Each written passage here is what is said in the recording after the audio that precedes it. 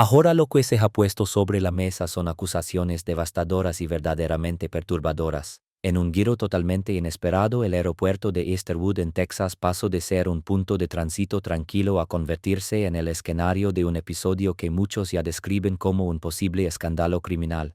Meghan Markle fue detenida en el control de seguridad no por problemas con su documentación, sino por lo que, según informes, las autoridades habrían encontrado dentro de su equipaje de mano. De acuerdo con testimonios de personas cercanas al equipo de seguridad y de un pasajero que se encontraba en la misma fila, el comportamiento de Meghan cambió de forma abrupta en cuestión de segundos.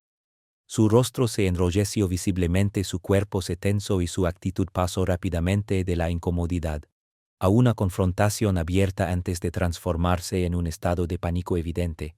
La situación escaló con rapidez y dio paso a un momento que muchos describen como el más inquietante de toda la escena. Un breve video cuya autenticidad aún se debate capturaría el instante exacto en que una bolsa negra fue abierta durante la inspección. En su interior, según quienes presenciaron el hecho, se encontraron documentos impresos con múltiples nombres de mujeres, capturas de correos electrónicos provenientes de una dirección considerada sospechosa y un sobre antiguo que aún permanecía selado. Casi de inmediato comenzaron a circular susurros alrededor de un nombre que heló la sangre de muchos: Epstein. Poco después, Marcus Anderson, director de membresías de Soho House, habría roto su silencio afirmando que posee pruebas de una conexión inquietante entre Meghan y Ghislaine Maxwell.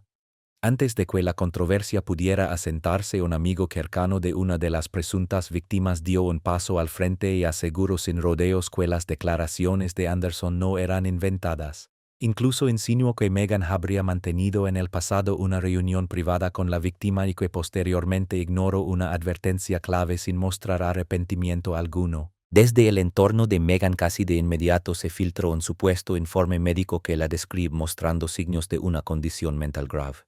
Sin embargo, lejos de generar compasión, esta filtración provocó que gran parte de la opinión pública sospechara que se trataba de una maniobra estratégica destinada a desviar la atención y reescribir la narrativa.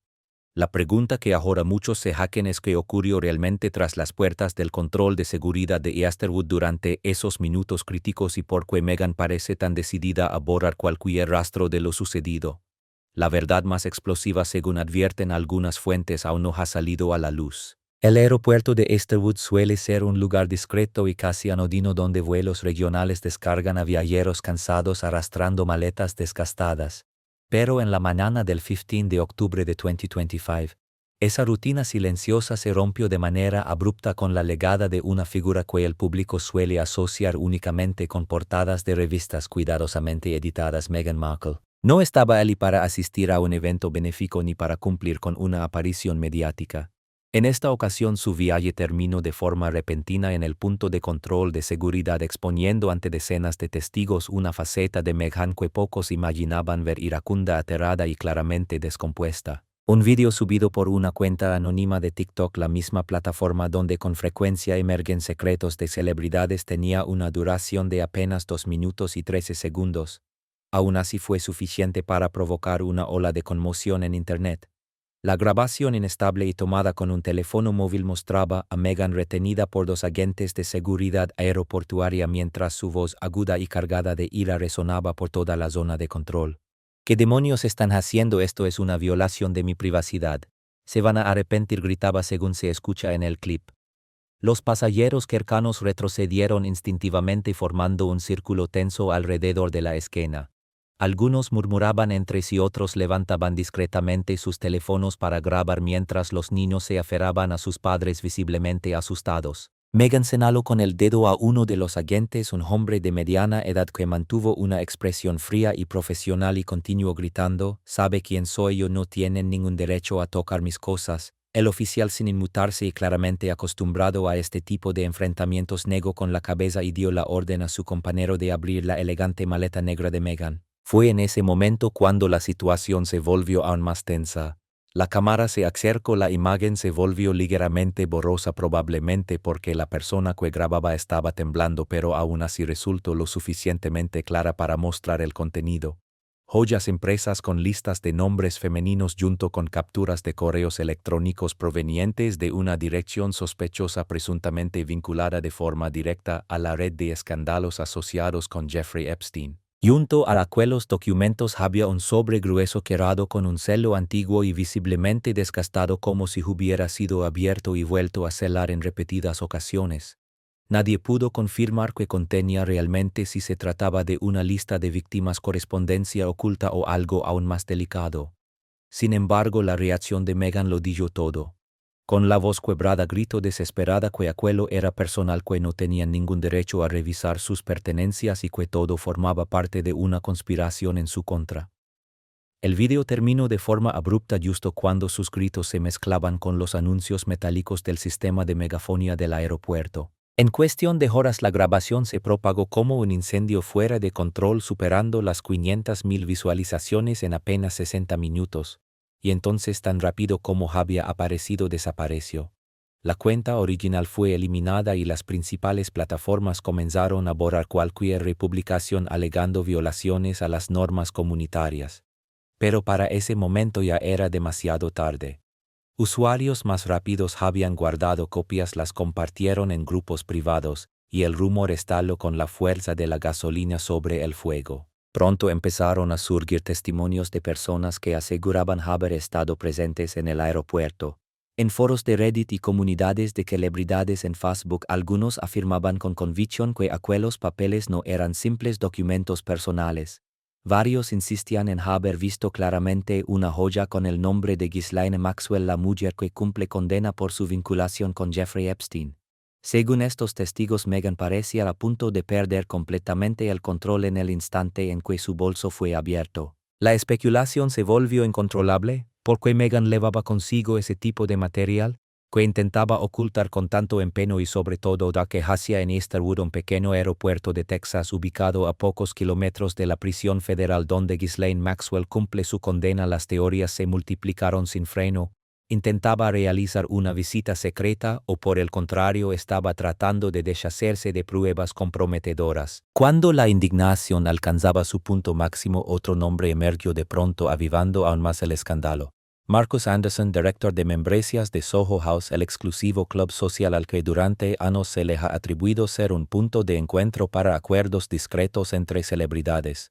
Marcus, conocido como uno de los amigos más cercanos de Meghan durante los inicios de su carrera, publicó inesperadamente un mensaje en su cuenta personal. He guardado silencio durante demasiado tiempo. Ha llegado el momento de mostrar pruebas sobre la verdadera relación entre Meghan Markle y Ghislaine Maxwell. Ella no es una víctima, es una depredadora. Lo vi con mis propios ojos. La publicación acumuló millones de visualizaciones en tiempo récord.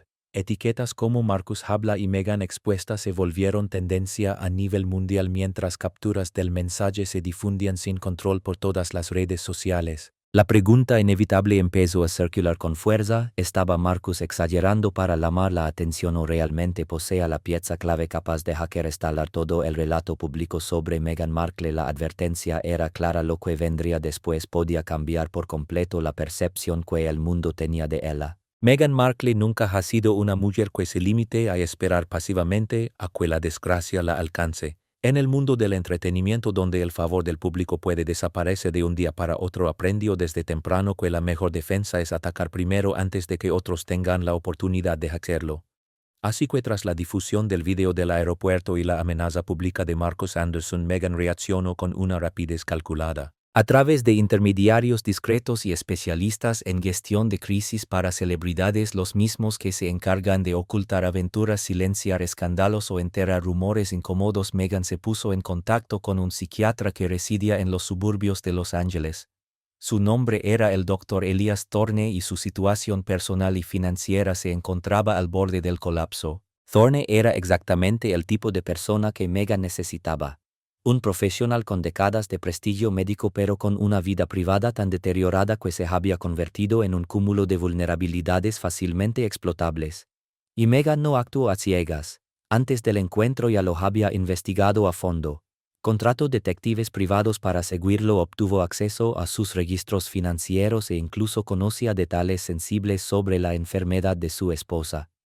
Cuando decidió presionarlo se aseguró de que no tuviera escapatoria alguna. La reunión se llevó a cabo en una clínica apartada situada en una zona tranquila y poco transitada de la ciudad donde las calles permanecían en penumbra, los edificios parecían embellecidos por el tiempo y una niebla espesa cubría el ambiente al caer la tarde. Allí, lejos de miradas indiscretas, comenzó un nuevo capítulo de una historia que estaba lejos de haber terminado. Las persianas estaban completamente cerradas y una luz de neón débil parpadeaba dentro de la oficina estrecha, creando una atmósfera opresiva casi comparable a una cámara funeraria. No había recepcionista ni sistema de seguridad ni cámaras visibles. Solo dos personas sentadas frente a frente, separadas por un viejo escritorio de madera cubierto de polvo y montones de documentos desordenados. Megan no perdió tiempo en formalidades. Entró, tomó asiento con la actitud de alguien acostumbrado a dirigir negociaciones corporativas y habló de inmediato con un tono frío y autoritario. «Dr. Thorne, necesito un informe médico. Es sencillo. Fírmelo, póngale el celo y no perdamos el tiempo», dijo sin rodeos. El documento ya había sido redactado previamente por el equipo legal de Megan. En él se afirmaba que sufría episodios psicológicos graves incluyendo ansiedad intensa, insomnio crónico y dificultades severas de concentración supuestamente provocadas por acusaciones falsas relacionadas con Ghislaine Maxwell y Jeffrey Epstein. No se trataba de un simple trámite médico, sino de una pieza clave dentro de una estrategia cuidadosamente diseñada. Ese informe permitiría a Megan contraatacar legalmente a Marcus Anderson por dañar su reputación y su estabilidad mental, transformando su imagen pública de sospechosa a víctima tanto en los tribunales como ante la opinión pública, y abriendo además la puerta a reclamaciones millonarias por compensación económica. El Dr. Thorne temblaba visiblemente. Apretó el borde del escritorio con manos inestables y negó con la cabeza al principio. Con voz quebrada murmuró que no podía hacerlo, que aquello violaba los principios básicos de la ética médica y que si se descubría las consecuencias serían devastadoras. Pero Megan lo interrumpió antes de que pudiera terminar.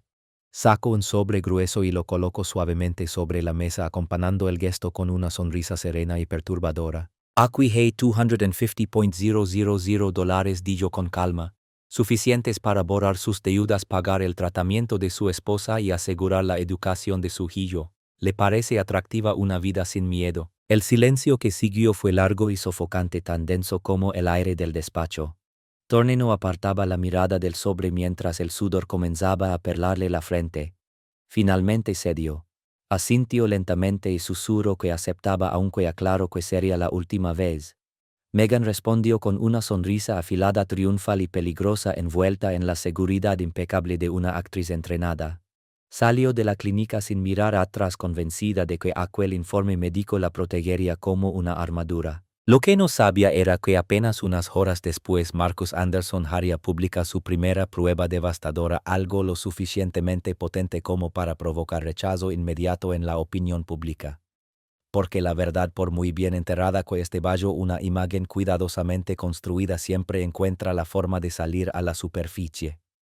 En el mundo de las celebridades se puede comprar la firma de un médico, pero no se puede comprar al mundo entero. Piers Morgan, indiscutible rey del drama televisivo y experto en exprimir cualquier escándalo mediático, no dejó pasar la oportunidad, especialmente cuando el nombre en cuestión era Meghan Markle, la autoproclamada duquesa víctima por excelencia. Así que cuando Marcus Anderson aceptó aparecer en un segmento especial de su programa, el ambiente en el estudio se volvió eléctrico, como si todos esperaran una explosión a cámara lenta. Las luces se encendieron con intensidad, el público guardó un silencio absoluto y Piers, con su habitual media sonrisa cargada de ironía, abrió el programa con una seguridad teatral. Anunció que esa noche el público escucharía una historia capaz de cambiar por completo la percepción sobre una de las figuras más conocidas del entretenimiento estadounidense. Marcus Anderson, antiguo amigo íntimo de Meghan Markle, estaba allí para contarlo todo. Marcus apareció sereno, impecablemente vestido con un traje negro y una corbata de seda. Sin embargo, en sus ojos se mezclaban el cansancio y una determinación inquebrantable. Habló despacio, midiendo cada palabra como si encallara cuidadosamente las piezas de un rompecabezas mucho mayor. Entonces lanzó la frase que congeló el plato. Meghan Markle no solo conocía a Ghislaine Maxwell, dijo. Trabajó con ella de manera consciente. No fue un accidente. La declaración cayó sobre el estudio como una onda expansiva. Un murmullo de asombro recorrió la sala mientras varios espectadores contenían la respiración y Pierre se inclinaba hacia adelante con la voz afilada por la promesa de un escándalo mayor. Le pidió a Marcus que aclarara exactamente a qué se refería, insistiendo en que el público merecía conocer toda la verdad. Marcus retrocedió en el tiempo y situó el inicio de la historia en Chicago en el año 2002, una ciudad vibrante donde jóvenes aspirantes perseguían con desesperación los primeros pasos hacia Hollywood.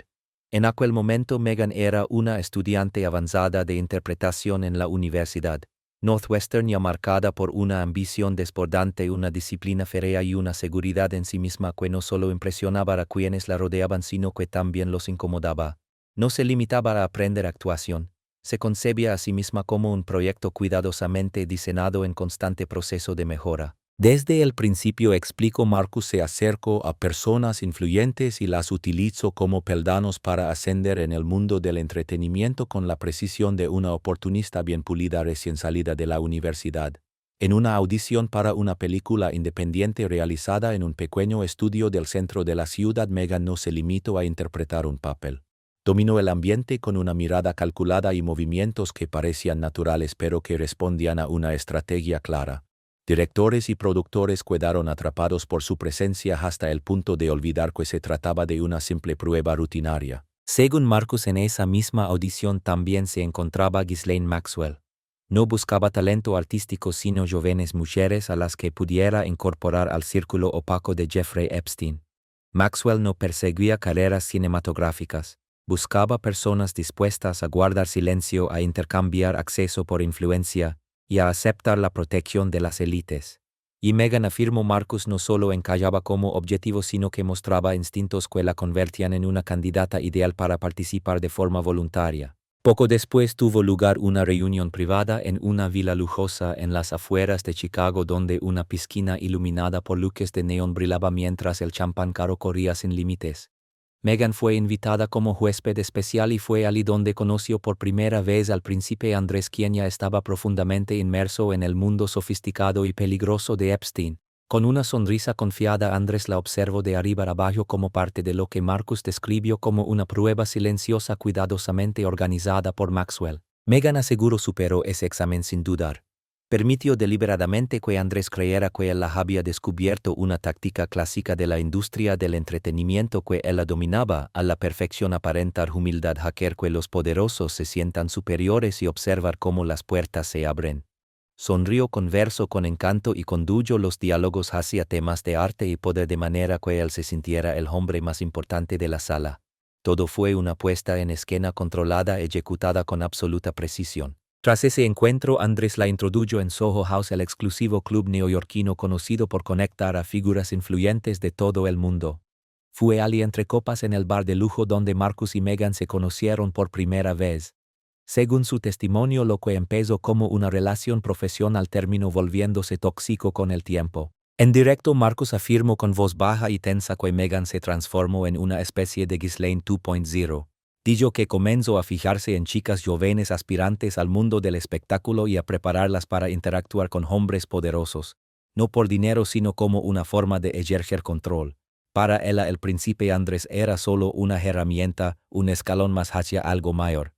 Con el paso del tiempo, añadió Marcus, todo se volvió metódico: listas de nombres anotadas en cuadernos secretos, encuentros discretos en vilas privadas y comunicaciones que a su juicio iban mucho más allá de simples coincidencias. Relato que fue testigo de llamadas, mensajes y correos enviados por ella y de su presencia constante en fiestas donde las líneas se cruzaban sin disimulo. El estudio quedó sumido en un silencio pesado y asfixiante. El público parecía paralizado. Algunas mujeres se elevaban la mano a la boca incrédulas mientras varios hombres negaban con la cabeza conmocionados. Pierre, consciente de la magnitud del momento y en busca del titular más contundente, resumió con frialdad que lo que el público conocía hasta ahora era solo la superficie. Según esa visión, Megan no habría sido una víctima del sistema sino una participante activa que lo utilizó para construir su propio imperio. Marcus asintió lentamente con un gesto cargado de pesar y confirmó esa conclusión. Aseguró que posea mucho más material y que lo revelaría por etapas, no con ánimo de destruir sino para que finalmente se hiciera justicia. El programa llegó a su fin pero las consecuencias apenas comenzaban. En un mundo del entretenimiento donde los rumores suelen golpear con más fuerza que los documentos judiciales, las acusaciones televisadas de Marcus cayeron como un ataque devastador. Y muy lejos de Alien Montecito, la imagen cuidadosamente construida de Meghan como una duquesa intachable empezó a tambalearse de forma violenta. Piers Morgan, con una sonrisa de triunfo apenas disimulada, sabía que acababa de inaugurar un nuevo capítulo en la historia de los escándalos reales, uno que el público difícilmente olvidaría. Especialmente porque la imagen de víctima que Meghan había cultivado durante años comenzaba a resquebrajarse de forma humillante, dejando al descubierto una paz fabricada que ya no podía sostenerse. Tras la emisión del programa de Piers Morgan, Meghan Markle, según diversas fuentes, perdió por completo el control. Algo inusual en alguien que había construido su identidad pública sobre la idea de dominio absoluto de la narrativa y de sí misma, especialmente a través de la actuación. Dentro de la mansión de Montecito el ambiente se tornó caótico, gritos resonando por los pasillos, objetos lanzados contra las paredes y ruidos de cosas rompiéndose. Se dice que Meghan estrelló su teléfono contra la pared y luego descargó su furia contra su equipo legal, calificándolos de inútiles y exigiendo que se presentara una demanda contra Marcus Anderson esa misma noche. No porque creyera realmente que iba a ganar. Meghan no era ingenua. Comprendía que la verdadera ventaja estaba en el retraso. Si lograba arrastrar el asunto a un limbo legal lo suficientemente largo, la verdad podría quedar enterrada bajo montañas de documentos, y la atención pública acabaría desplazándose hacia otro escándalo. Al mismo tiempo habría ordenado a su costosa unidad de relaciones públicas especialistas en crisis de alto nivel producir de inmediato un video de respuesta. Todo estaba tan minuciosamente calculado que surgía una pregunta inevitable. ¿Había algo auténtico en todo aquello o se trataba simplemente de una puesta en escena hollywoodense pulida hasta el último detalle? Cuando el vídeo comenzó a circular, Meghan rompió a llorar exactamente a los 32 segundos, un tiempo casi quirúrgicamente preciso para captar la atención del espectador sin parecer exagerado. Con la voz temblorosa afirmó que Marcus la estaba atacando psicológicamente, que era víctima de una campaña de odio y que esas acusaciones falsas la habían dejado incapaz de dormir, de respirar, de vivir en paz con su familia. Las lágrimas descendían por su rostro, pero algo resultaba inquietantemente controlado. El maquillaje no se corría y su voz se mantenía sorprendentemente estable, como si se tratara de una interpretación ensayada una y otra vez. En cuestión de horas el clip acumuló millones de visualizaciones. Al principio algunos seguidores salieron en su defensa con mensajes de compasión afirmando que estaba siendo difamada injustamente. Sin embargo, el clima cambió rápidamente. En las redes sociales, donde los detalles se diseccionan con una precisión despiadada, comenzaron a surgir críticas demoledoras. Muchos señalaron que el ángulo de cámara era demasiado perfecto para alguien en pleno colapso emocional, que la iluminación parecía sacada de un estudio profesional, que las pausas coincidían sospechosamente con discursos anteriores y que aquellas lágrimas recordaban demasiado a las de entrevistas pasadas, un llanto sin lágrimas reales. Las secciones de comentarios se llenaron de burlas y escepticismo. Algunos preguntaban cómo podía tratarse de dolor genuino si todo parecía un anuncio cuidadosamente producido. Otros sentenciaban que Meghan volvía a interpretar el papel de víctima, pero que el público ya estaba cansado del mismo guión repetido hasta el agotamiento. Justo cuando la reacción negativa alcanzaba su punto máximo, surgió una voz inesperada. Una amiga cercana de una conocida víctima de Epstein decidió hablar. Su nombre era Elena Reyes y apareció en un podcast independiente con una voz que temblaba ligeramente pero se mantenía firme. Aseguró que lo que Marcus había dicho era cierto, que Meghan se había reunido en privado con Virginia no por casualidad, sino en un encuentro secreto donde Virginia intentó advertirle sobre aquella red oscura. La reacción pública fue de auténtico shock. Si esa afirmación era verdadera, Meghan ya no podía refugiarse en la excusa de la ignorancia o la falta de implicación. Su video emocional pasó de defensa a objeto de burla y el escándalo alcanzó un nuevo nivel donde quien se había autoproclamado víctima quedaba expuesta por las mismas tácticas que había utilizado durante años. Octubre de 2002. Chicago aún estaba sumida en la atmósfera sombría posterior al 11 de septiembre. Virginia Giuffre, que ni siquiera había cumplido 19 años, ya se encontraba atrapada en el mundo de Epstein y del príncipe Andrés, una red en la que había sido arrastrada a los 17 tras ser reclutada en Mar-a-Lago. No tenía dinero ni control ni libertad. Solo le quedaba un hilo de esperanza que se iba debilitando con cada día que pasaba. Cada encargo se sentía como otra noche rogándonos salir con nuevas cicatrices. Como relataría más tarde, su existencia se había reducido a ser un simple objeto de entretenimiento para los poderosos. Una noche de finales de septiembre de 2002, en una reunión pequeña pero desbordantemente lujosa celebrada en un ático de la Quinta Avenida en Nueva York, un lugar donde Epstein solía recibir a hombres ricos e influyentes, Virginia fue instruida para servir té y vino. Las reglas eran estrictas: no podía mirar directamente a los invitados, no podía hablar si no le hablaban primero y debía permanecer cerca del salón en todo momento, lista para atender cualquier demanda. El aire estaba cargado del humo espeso de puros cubanos y de risas graves de hombres mayores, mientras otras jóvenes se deslizaban por las habitaciones como sombras hermosas y silenciosas. Desde detrás de una puerta entreabierta que conducía a la sala principal, un espacio decorado con silones de cuero suave y paredes cubiertas de obras de arte invaluables, Virginia alcanzó a oír una conversación que la heló por dentro. El príncipe Andrew hablaba con un empresario adinerado del mundo del entretenimiento, un hombre que más tarde sería expuesto como uno de los asociados cercanos de Epstein. El empresario soltó una risa baja cargada de burla y comentó con tono insinuante quién era la chica nueva, señalando que Andrew parecía inusualmente animado, como si acabara de capturar una presa de primera categoría. Andrew respondió con su acento británico pulido y una confianza arrogante apenas disimulada. Dijo que era una actriz muy inexperta, estudiante de Northwestern especializada en teatro y estudios internacionales, el tipo de joven que se deja seducir fácilmente por la atención. Bastaba con prometerle oportunidades en Hollywood para que cayera de inmediato como una polilla atraída por el fuego. El empresario intrigado preguntó su nombre. Andrew hizo una breve pausa, saboreando el momento antes de responder con claridad: Meghan Markle. Virginia se quedó paralizada. Su corazón golpeó con tanta fuerza que creyó que iba a estallar. Aquel nombre pronunciado por Andrew era inconfundible. Era la misma chica de la que había oído quejarse a un organizador de eventos ese mismo día, la estudiante de Northwestern que llegaba a las audiciones decidida a eclipsar a todas las demás.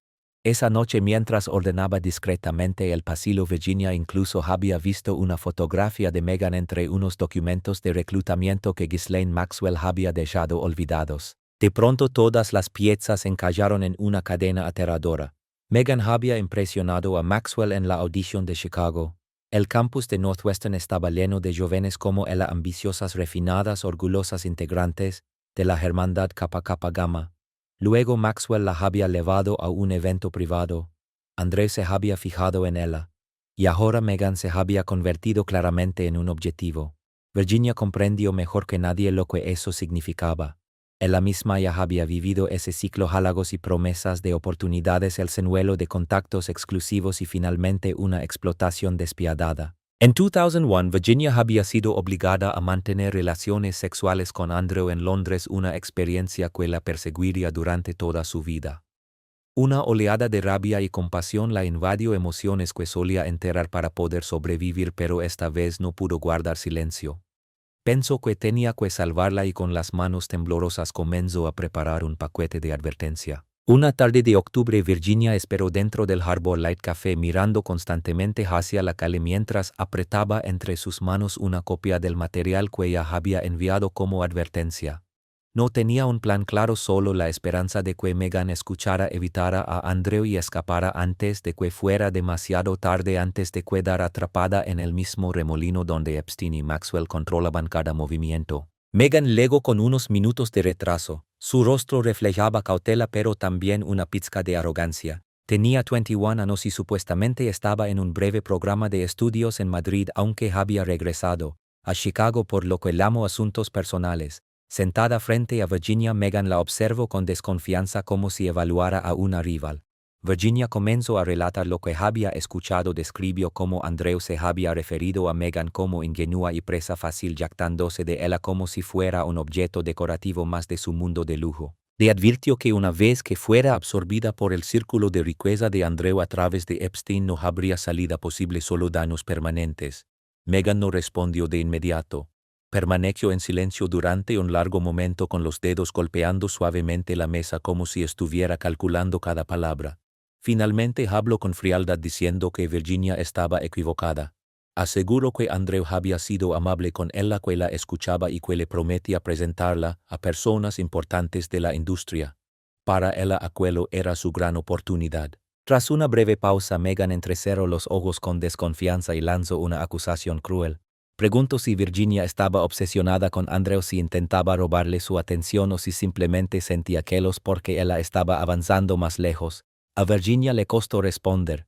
Miró a Megan, joven decidida y deslumbrada por los sueños de Hollywood, caminando directamente hacia el mismo camino doloroso que ella ya había recorrido desde Mar-a-Lago hasta islas privadas impregnadas de secretos criminales. De repente Megan se levantó de la mesa, se ajustó el abrigo con un gesto orgulloso y despectivo y sentenció que no necesitaba a nadie arruinando sus oportunidades.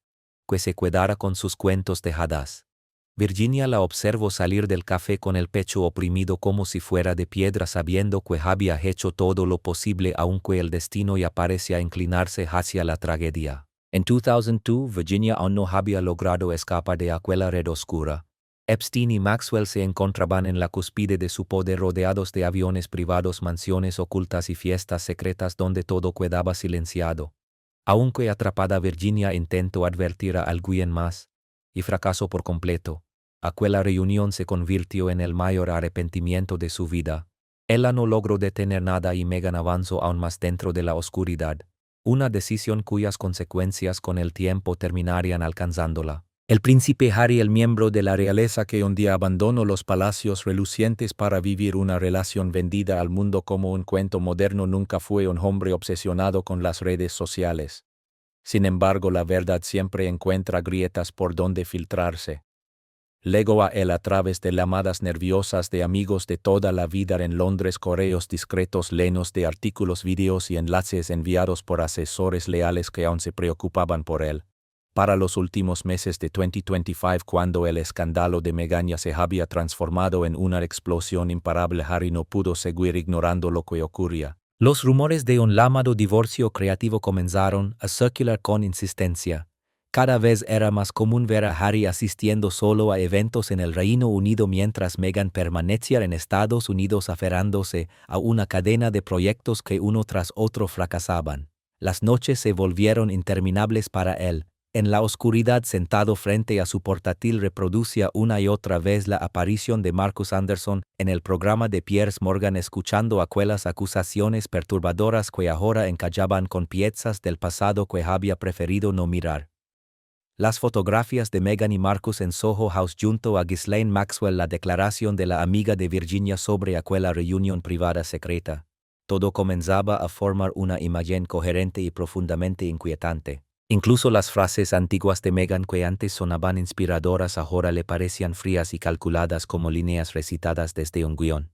Cuando ella decía "solo quiero que seamos independientes", Harry empezó a comprender que no hablaba de libertad sino de control. Control sobre todo, desde una organización archival vaciada financieramente hasta la propia relación. Al principio Harry intentó abordar el tema con calma. Una noche durante la cena, después de que los niños se acostaran, preguntó con suavidad si conocía a Ghislaine Maxwell. Meghan respondió con una risa ligera, restándole importancia y diciendo que todo el mundo la conocía por los periódicos. Pero Harry notó los detalles. La mano de Meghan apretando con fuerza la copa de vino, la mirada esquiva, el cambio brusco de tema. Aquello despertó sus sospechas. Sus preguntas se volvieron más directas. Le preguntó por qué llevaba documentos relacionados con Epstein en su bolso, porque Marcus afirmaba que había trabajado con Maxwell. Meghan estaló. Su rostro enrojeció mientras lo acusaba de creer basura de Internet y de permitir que los medios destruyeran a su familia. Recordó los golpes recientes, la cancelación de Netflix, el colapso de sus proyectos, el año que según ella ya era insoportable. El punto de quiebre llegó pocos días antes de la Navidad de 2025. Tras pasar el día entero revisando informes financieros desoladores de Archewell, Harry comprendió que ya no podía calar. Entró en la sala donde Meghan estaba sentada con su portátil y la enfrentó sin rodeos.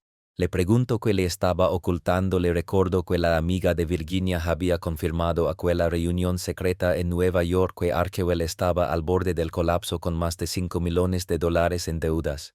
Y entonces lanzó la pregunta que lo resumía todo: ¿quién era realmente ella?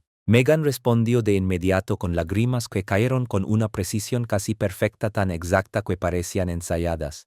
Lo acusó de no apoyarla, de traicionar a la familia, de ser débil y de dejarse manipular por la prensa.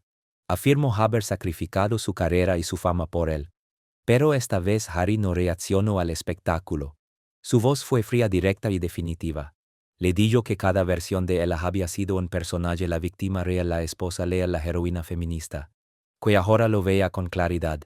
Todo había sido un guión diseñado para su ascenso y él no había sido más que una pieza dentro de su juego de poder. La mansión de Montecito, que alguna vez fue presentada como el símbolo luminoso de su felicidad, terminó convirtiéndose en un auténtico campo de batalla. Los vecinos millonarios, acostumbrados al silencio y a la discreción, comenzaron a escuchar gritos constantes atravesando paredes que supuestamente eran insonorizadas. Las puertas se cerraban de golpe, los objetos se rompían y en una ocasión el estruendo de una copa de vino al estrellarse fue tan violento que alguien llamó a la policía temiendo estar presenciando un episodio de violencia doméstica. Harry gritaba con rabia que ya no sabía quién era él realmente, acusándola de predicar el empoderamiento femenino mientras ocultaba secretos de ese calibre. Meghan respondía con reproches afilados y acusaciones hirientes, insinuando que él quería volver arrastrándose a Inglaterra para reconciliarse con su padre, con Charles y con William, como ya rumoreaban los medios. Le recordaba que había renunciado a todo por él: su carrera, sus amistades, su fama, y que ahora la estaba poniendo en duda por basura sensacionalista. Sin embargo, Harry ya no percibía fortaleza en sus palabras. Lo que veía era pánico apenas disimulado bajo una capa de orgullo, especialmente cuando los titulares empezaron a hablar de 2025 como el año decisivo para el matrimonio. Periódicos como The Sun y Daily Mail citaban fuentes internas que aseguraban que Harry ya había contactado a abogados especializados en divorcios. Días después la noticia explotó: Harry abandonaba Montecito con los niños sin Meghan. Las imágenes de paparazzi captándolo en el aeropuerto junto a sus hijos desataron una auténtica locura pública. Tras eso Harry no dijo nada y ese silencio pesó más que cualquier comunicado oficial. La confianza había quedado destruida, dejando solo un vacío imposible de ignorar. El príncipe, que durante años persiguió la libertad, terminó comprendiendo una verdad dolorosa: a veces ser libre implica enfrentar una realidad brutal. En un mundo de celebridades construido sobre ilusiones, el amor puede acabar pareciéndose más a un contrato temporal que a un voto para toda la vida. Harry despertó finalmente, pero el precio fue inmenso. No hubo confesión pública por parte de Meghan Markle, ni un regreso entre lágrimas a Oprah, ni un segundo libro de memorias para reescribir la historia. En su lugar, el público solo recibió mensajes vagos difundidos por redes sociales y comunicados de relaciones públicas repitiendo frases como "la verdad saldrá a la luz con el tiempo" o "creo en la paciencia frente a la injusticia". Nada concreto luego después, ni pruebas, ni documentos, ni explicaciones directas capaces de desmontar las acusaciones de Marcus Anderson o aclarar el episodio del aeropuerto. Al contrario, esas publicaciones cuidadosamente calculadas aumentaron la sospecha, como si Meghan estuviera prolongando una partida de ajedrez que sabía perdida solo para retrasar el jaque mate final. Incluso muchos de sus antiguos defensores comenzaron a retirarse en silencio, desde aliados influyentes de Hollywood como Oprah Winfrey y Tyler Perry hasta las ruidosas comunidades digitales que antes la defendían con fervor. No fue necesariamente porque aceptaran por completo la versión de Marcus o los rumores vinculados a la red de Epstein, sino porque la fe en Meghan empezó a desmoronarse. Sus reacciones parecían excesivamente pulidas: el video logrando, el informe psiquiátrico cuestionable y finalmente el silencio tras la salida de Harry. Una fuente interna de Archewell, la organización que ambos construyeron y que ahora estaría cerca de la quiebra y enfrentando despidos masivos, afirmó que Meghan aún intenta controlar el relato, pero que la gente ya lo ve con claridad. Ya no es un icono, es una actriz luchando desesperadamente por salvar su carrera. Mientras tanto, Ghislaine Maxwell permanece en silencio en una prisión federal, un silencio inquietante que genera incomodidad pública. La mujer que alguna vez ocupó el centro de la red de Epstein ahora está tras las rejas con esa sonrisa extraña e inescrutable, como si supiera que una sola frase suya podría poner patas arriba al mundo del entretenimiento. Los periodistas intentan contactarla, pero solo reciben respuestas frías de sus abogados sin comentarios. En cuanto al matrimonio de Harry y Meghan, no existe un anuncio oficial de divorcio, pero tampoco hay señales de reconciliación. Los rumores sostienen que Harry se estaría quedando en una villa del Reino Unido cerca de la familia real de la que una vez se alejó mientras Meghan permanece en Montecito intentando relanzar su carrera en solitario. Sin embargo, cada nuevo intento queda ensombrecido por la nube oscura del escándalo. Los medios continúan informando sobre la fractura real describiéndola como la ruptura definitiva de 2025 dentro de la familia real con Harry ya señalado como un exmiembro oficial. Y el público sigue atrapado en las mismas preguntas incómodas. Si Meghan es realmente inocente porque todas sus reacciones parecen tan meticulosamente diseñadas desde el pago al médico hasta el video ensayado y si está realmente implicada, porque la verdad completa nunca emerge sino solo fragmentos filtrados a través de Marcus. La historia no concluye con una sentencia judicial ni con una disculpa pública pronunciada frente a las cámaras. Su verdadero final es más frío y mucho más inquietante, una incertidumbre permanente, un castigo silencioso y afilado reservado para quienes alguna vez se proclamaron a sí mismos intocables protegidos por la fama y el poder. En ocasiones para quienes han sobrevivido a innumerables tormentas dentro del universo de las celebridades el desenlace más cruel no es ser declarados culpables o inocentes sino no obtener jamás un cierre definitivo. Es quedar atrapados en un limbo eterno, vivir bajo observación constante rodeados de susurros, miradas inquisitivas y la sensación persistente de que la verdad tarde o temprano encontrará la forma de abrirse paso hacia la luz. Esa ausencia de resolución se convierte en una condena silenciosa, existir sabiendo que cada gesto será analizado, cada palabra reinterpretada y cada silencio transformado en sospecha. No hay absolución que libere ni veredicto que calme. Solo el peso de una duda que nunca desaparece y el temor de que aquello que se intentó enterrar termine emergiendo cuando menos se espera, reclamando su lugar frente al mundo. Entonces surge la pregunta inevitable, produce escalofríos pensar que la imagen de víctima indefensa que durante años rodeó a Meghan Markle pudo haber sido en realidad una actuación cuidadosamente construida y cuando Piers la describe como una manipuladora activa dentro de una red oscura, empieza finalmente a revelarse ante tus ojos una ambición implacable que siempre estuvo allí oculta tras el discurso y la puesta en escena. Cuéntanos qué opinas en los comentarios. No olvides dar like, compartir y suscribirte para más contenido.